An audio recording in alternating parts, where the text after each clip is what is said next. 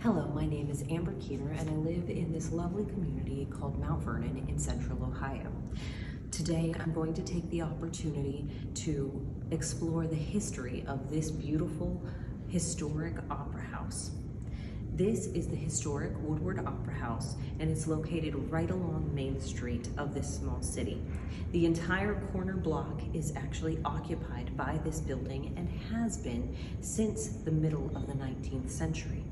So come along with me as we take a closer look at the history of this building, including famous people who have come through its doors, the complicated renovation process, and maybe we will even have the chance to debunk some of the myths about the building along the way.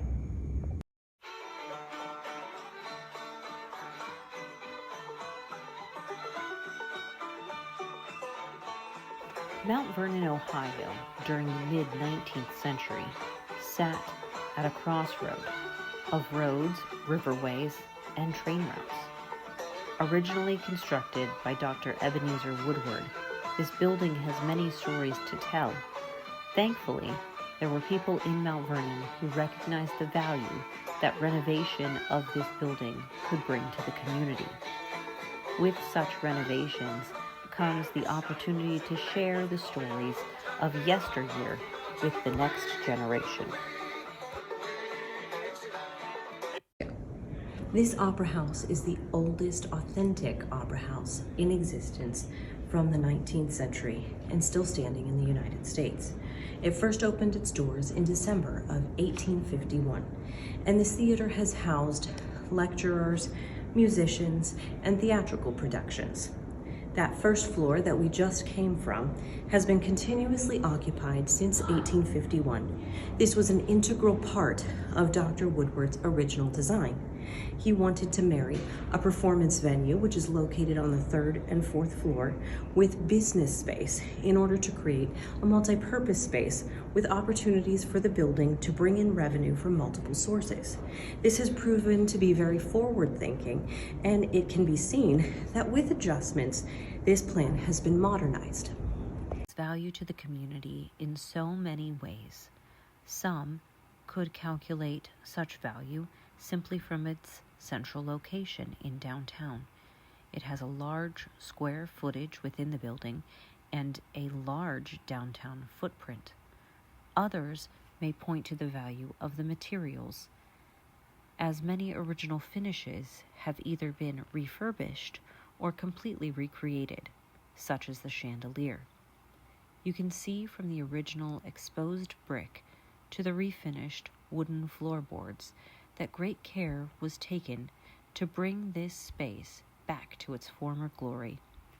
The residents of Mount Vernon have built value into the building today by utilizing it for local theater performances, talent-filled dance recitals, and even modern community dances.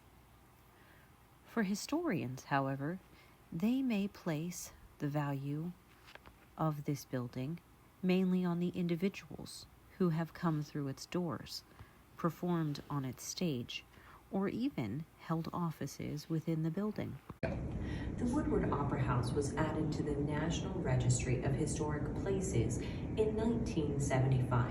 That was actually decades after the stage and the theater portion had been closed off. The rest of the space had been continued to be occupied by a bookshop, a coffee shop, other revenue-generating stores and retail, and some of these other rooms were used for storage for nonprofits. It took many years for an organization to be formed around the possibility of revitalizing this hidden gem. In 1990, a nonprofit was formed for this sole purpose of renovating the building and recreating the magic that Dr. Woodward had first envisioned for downtown.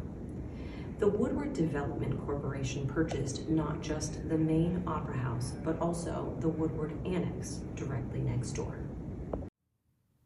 Work began nearly immediately and continued for more than 2 decades.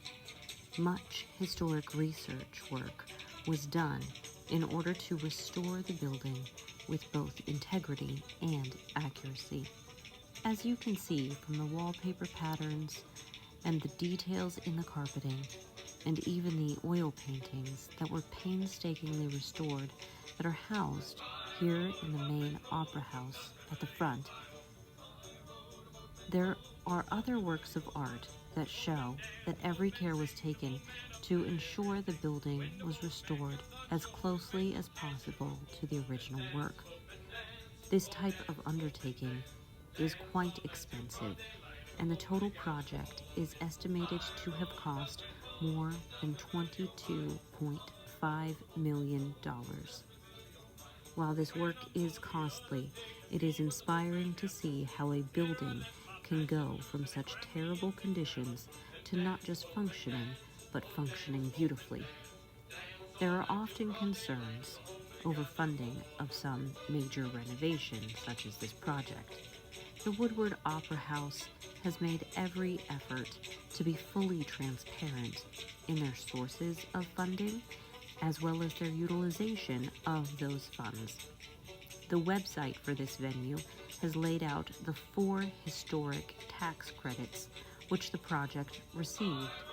These allowed for such painstaking details to be taken on in the renovations. Because of these credits, there were certain requirements for the ownership model for a number of years following the reception of these funds by the organization. There are a number of other hidden theaters above shops in historic downtown Mount Vernon. One such theater was used as the venue for Frederick Douglass, the acclaimed anti-slavery orator, when he visited the town in 1877. That is located in this building just behind me that at one time was called the Kremlin Building. But why was this venue chosen over the Woodward? Were there prejudices at play in 1877? We may never know, but what we can see from this is that speaking engagements and other forms of entertainment were very valuable for the people of Mount Vernon at that time. It is interesting to note that while this building was being renovated, it was touted as being a very important piece of Mount Vernon's history because of those who came through its doors over the years. One such famous individual was Daniel Decatur Emmett. He had gained notoriety due to a song which is credited to him that became a common marching song for the Confederate Army in the South during the American Civil War, a song that even President Lincoln commented upon when hearing it played in a parade in Washington, D.C. Dan Emmett played on this stage, and one can be sure that he would not have missed the chance to play I Wish I Was in Dixieland to his home crowd. While this beloved character's history within these walls is true, there are other tales which prove to be less accurate.